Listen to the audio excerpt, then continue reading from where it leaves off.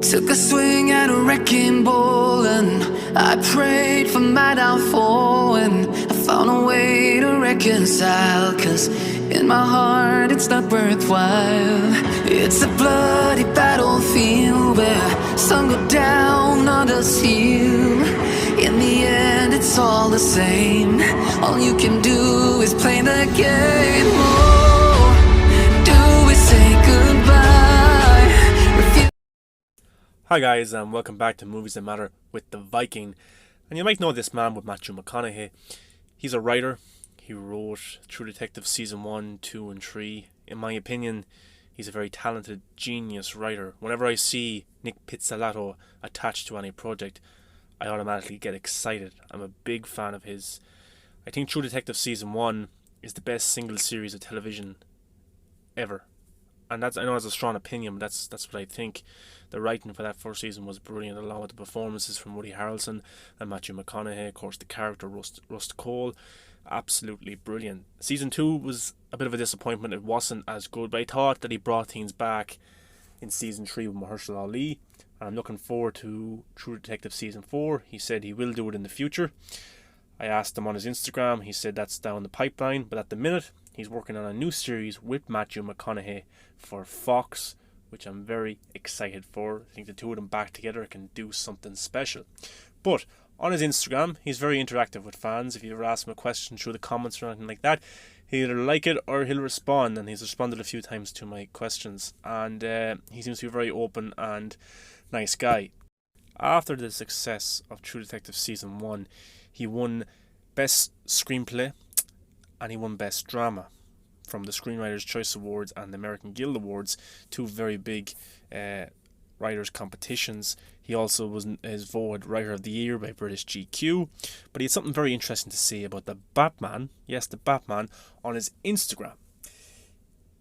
He was asked a question, or he made a post, and he said he'd like to do a comic story about the Dark Knight, but not go down the traditional route that we know of Batman being affected by the loss of his parents, and then dealing with certain criminals in the world, or in Gotham City, and of the world as well, especially when he gets with the Justice League. But Nic Pizzolatto, he would like to go a different route and tell a different story with Batman. He had some very interesting things to say. Batman's no-kill policy is valid and should always remain, but the police does not exist because killing makes me as bad as them, or some kindergarten bullshit. That never had held any water at all. Batman's no-kill policy exists because Batman's real and eternal enemy is death. Death is his real enemy. So straight away we get to see what kind of internal thinking Nick has towards the Dark Knight and how he perceives him. Now, a lot of controversy over Batman's no-kill rule.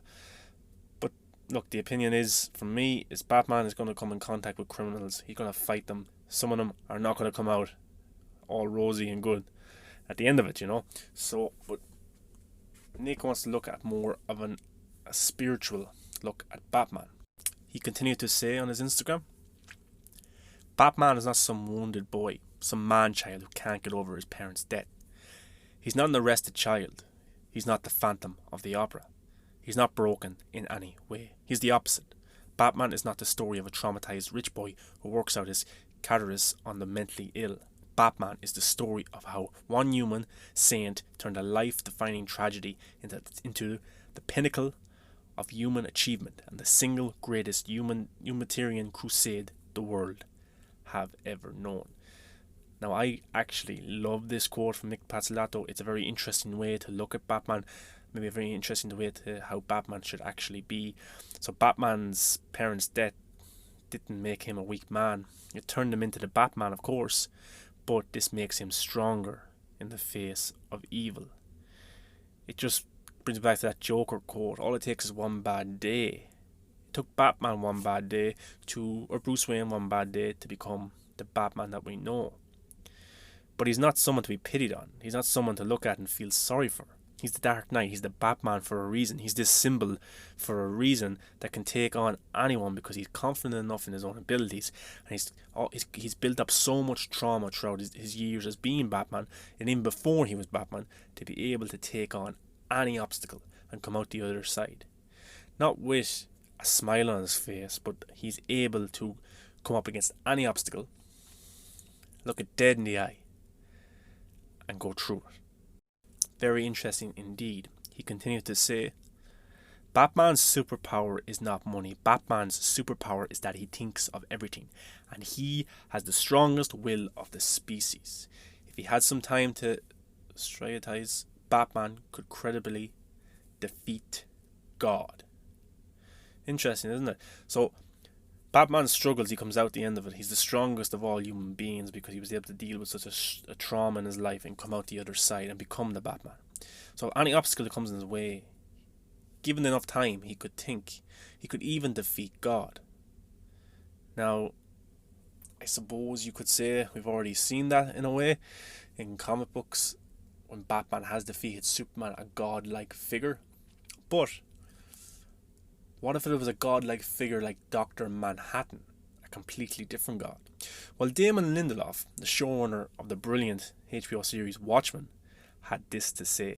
Guys, Nic Pizzolatto wants to write a movie where Batman fights God, and please someone start a petition. I find that very funny because Nic Pizzolatto, when Watchmen came out, he was asked, was he watching the show? And he said, no, I couldn't get into it. It's pretty funny then that Damon Lindelof is showing support to see a Batman film or comic strip written by Nic Pizzolatto. For me, I think it's very similar to how we see Batman and Superman go down.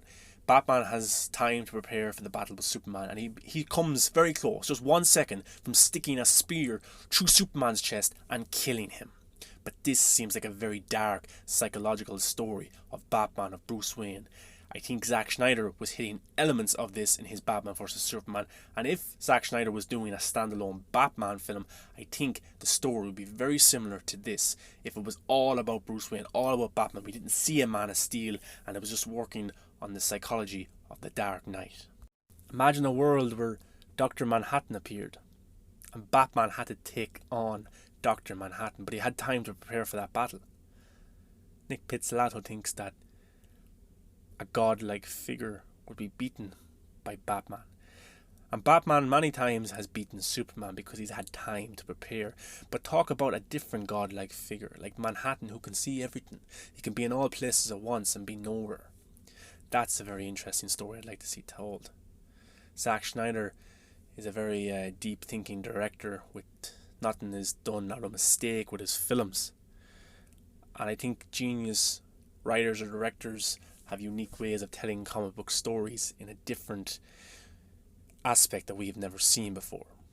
I'd love to see a Zack Snyder Batman film, but also after reading these comments, I'd also like to see a Nic Pizzolatto written Batman film, where he is the best of the best, not because of his moral grounds. He takes on bad guys, he puts them away, but also because he's gone through so much struggles in his life.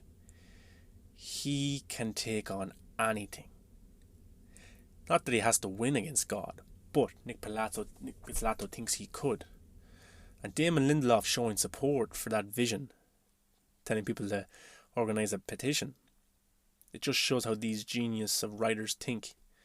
Watchmen Season 1 is probably the closest thing to True Detective Season 1 in my opinion. I still rate True Detective a little bit higher. I have to watch Watchmen a few more times. I've only seen it once. I've watched True Detective countless times. But there's very similar aspects told in the stories, very similar tones, elements, even shown by all three in the way they tell their stories.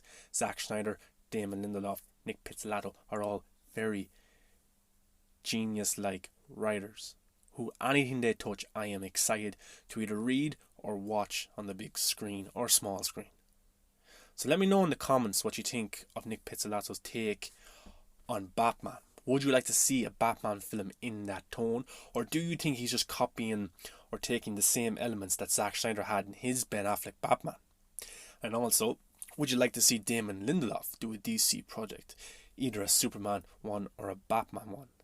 Because I think all three men could tell near enough the same story, the way they're talking, the way they've shown things before. We also obviously have seen Zack's take, but I think the other two guys will be very similar in a way, maybe a little bit different direction, but definitely telling that same psychological story of the Dark Knight, of Bruce Wayne, of Batman. Doesn't matter what you call him, he's all the one. See you next time, guys. Subscribe, please.